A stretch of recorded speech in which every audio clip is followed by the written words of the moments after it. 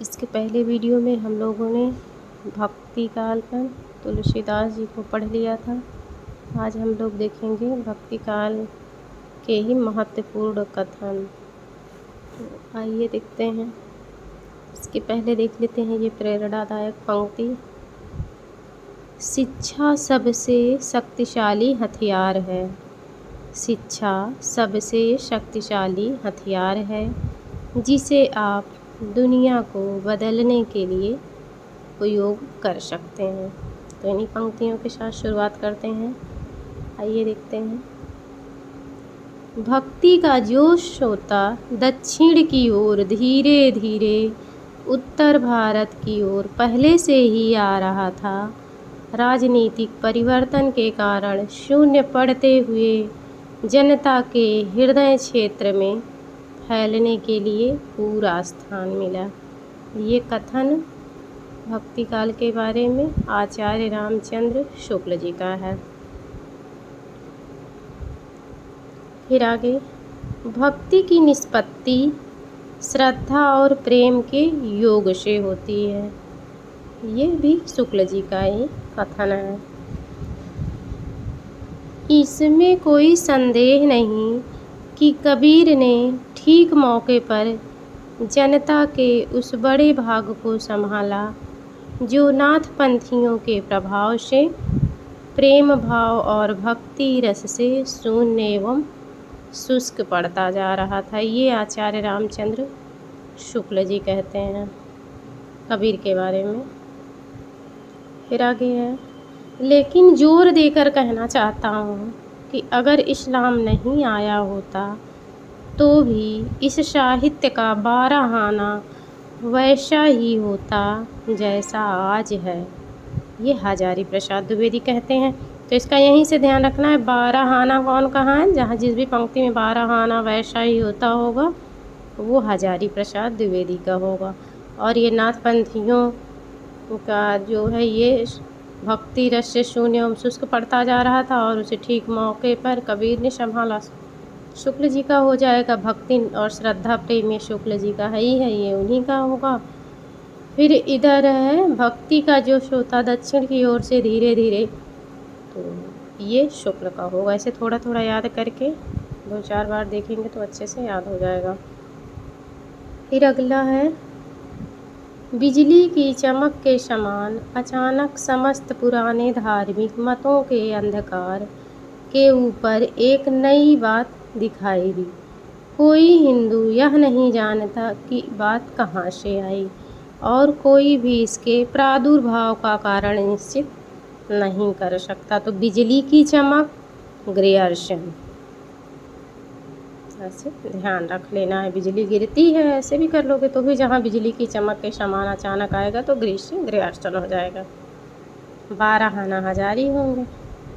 कबीर ने ठीक मौके पर जनता को संभाला, शुक्ल। ऐसे थोड़ी सी भी पंक्ति याद रहेगी तो प्रश्न गलत नहीं होगा। फिर आइए देखते हैं, शुक्ल जी का ही कथन है।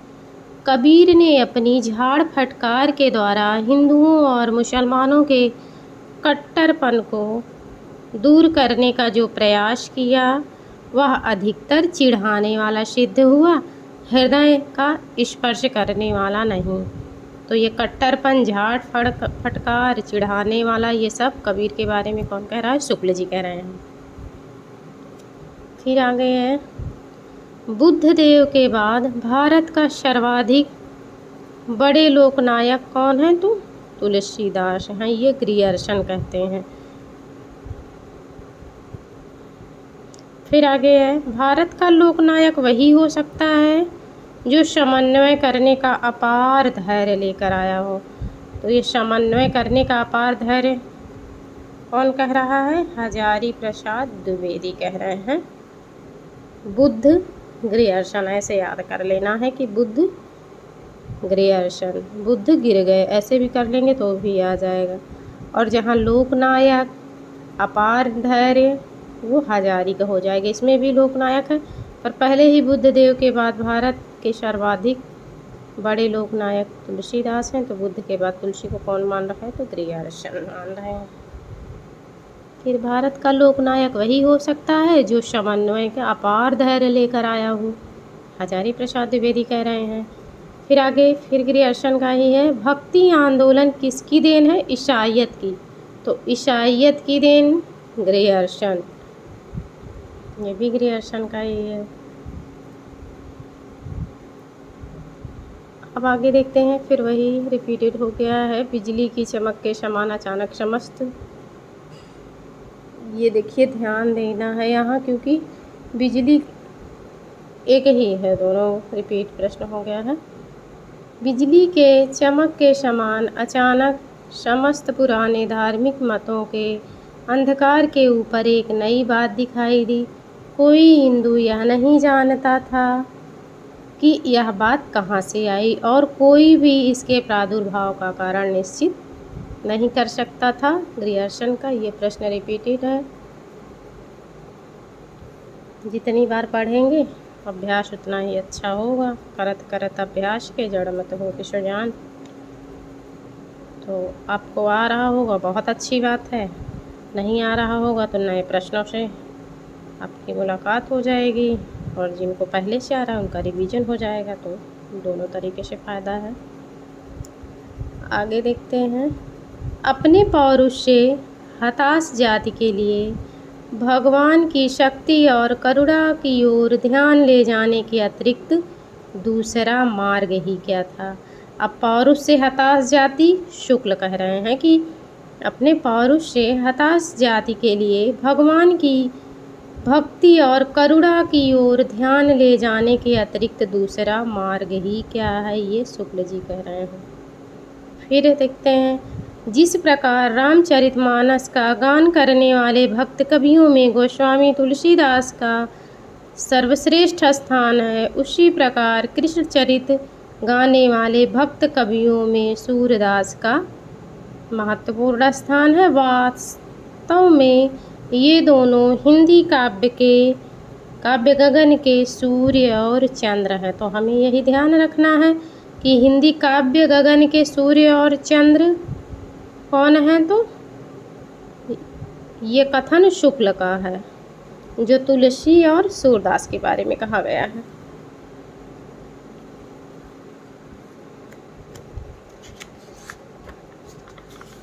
फिर आगे देखते हैं,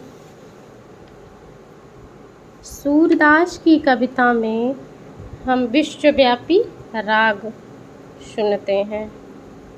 सूरदास की कविता में हम विश्वव्यापी राग सुनते हैं। वह राग मनुष्य के हृदय का सूक्ष्म उद्गार है। सूरदास की कविता में हम विश्वव्यापी राग सुनते हैं। वह राग मनुष्य के हृदय का सूक्ष्म उद्गार है। ये राम कुमार वर्मा की पंक्ति है, जो सूरदास के बारे में कहते हैं, तो ये ध्यान रखना है। विश्वव्यापी राग कौन सुन रहा है? तो राम कुमार वर्मा। भ्रमर गीत शूर साहित्य का मुकुटमणि है। यदि वात्सल्य और श्रृंगार के पदों को निकाल भी दिया जाए तो हिंदी साहित्य में सूर का नाम अमर रखने के लिए भ्रमर गीत ही काफ़ी है। तो मुकुटमणि कौन है? ये सारी बातें शुक्ल जी कहते हैं सूरदास के बारे में। कबीर बिना महाकाव्य लिखे ही वे हिंदी के महाकवि हैं। तो रामस्वरूप चतुर्वेदी जी कह रहे हैं, कबीर बिना महाकाव्य लिखे ही वे महाकवि हैं। रामस्वरूप चतुर्वेदी। तुलसी का सारा काव्य समन्वय की विराट चेष्टा है। तो समन्वय की विराट चेष्टा हजारी प्रसाद कह रहे हैं। हिंदी काव्य की सब प्रकार की रचना शैली के ऊपर गोस्वामी जी ने अपना ऊंचा स्थान प्रतिष्ठित किया। यह उच्चता और किसी को प्राप्त नहीं होती। ये शुक्ल जी तुलसीदास के बारे में कहते हैं।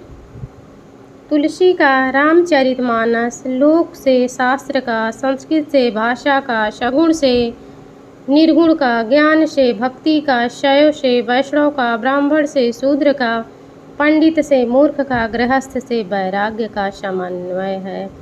तो ये हजारी प्रसाद द्विवेदी जी कह रहे हैं।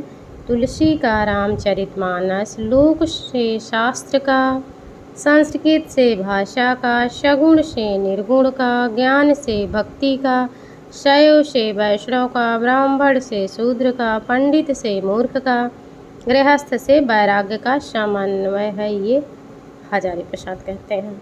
समन्वय की विराट चेष्टा है ही इनका, तो इसी से समन्वय आ जाए तो हजारी का है।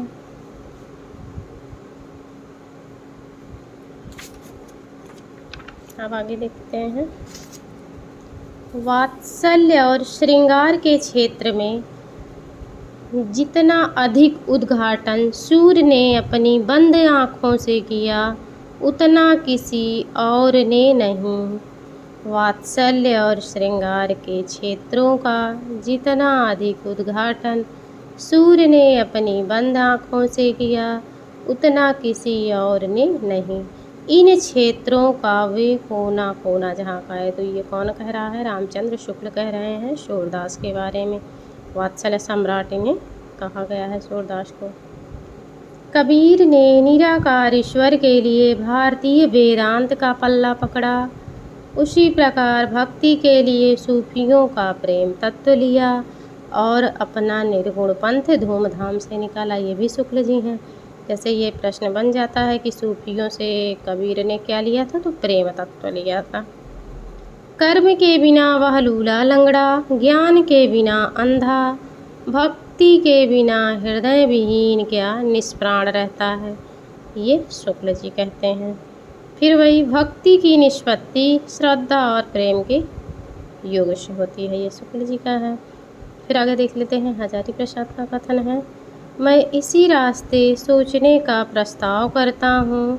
मतों, आचार्यों, संप्रदायों और दार्शनिक चिंताओं के मानदंड से लोक चिंता को नहीं मापना चाहता, बल्कि लोक चिंता की अपेक्षा मैं उन्हें देखने की सिफारिश कर रहा हूँ। ये हजारी प्रसाद द्विवेदी का कथन है। तो जहाँ देखने की सिफारिश, मानदंड, लोक चिंता, मैं इसी रास्ते सोचने का प्रस्ताव करता हूँ। मतों, आचार्यों, संप्रदायों और दार्शनिक चिंताओं के मानदंड से लोक चिंता को नहीं मापना चाहता, बल्कि लोक चिंता की अपेक्षा में उन्हें देखने की सिफारिश कर रहा हूँ। तो ये हजारी प्रसाद द्विवेदी जी का कथन है।